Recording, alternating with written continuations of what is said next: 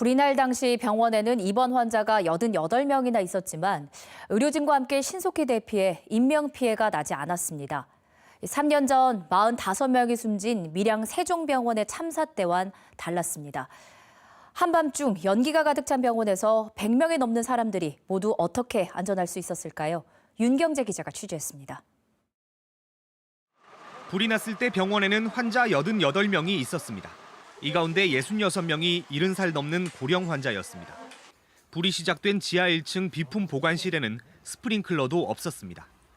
3년 전 경남 밀양시 세종병원에서 처음 불이 났을 때와 상황은 비슷했습니다. 세종병원 참사 때는 45명이 숨지고 147명이 다쳤습니다. 그러나 남해병원은 달랐습니다. 환자 88명, 의료진 17명 등 105명 모두 무사히 대피했습니다. 부상자 13명은 연기를 들이마셨습니다.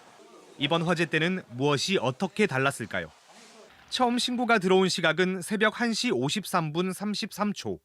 소방구조대는 10분 만에 현장에 왔습니다. 처음 신고를 한 건 사람이 아니었습니다. 화재를 감지하는 즉시 119에 자동 신고되는 속보 설비가 초기 대응에서 한몫을 했습니다.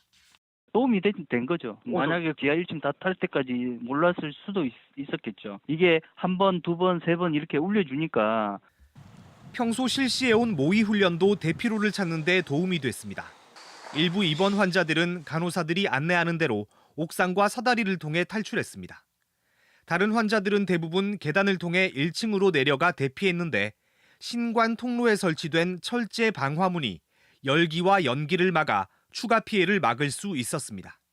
구간에 있는 환자들을 신관 쪽으로 다 대피시켜가지고 철문이 있습니다. 그 철문을 내려가지고 연기를 차단하고 그 다음에 신관에서 엘리베이터에서 한 분 한 분 응급실로.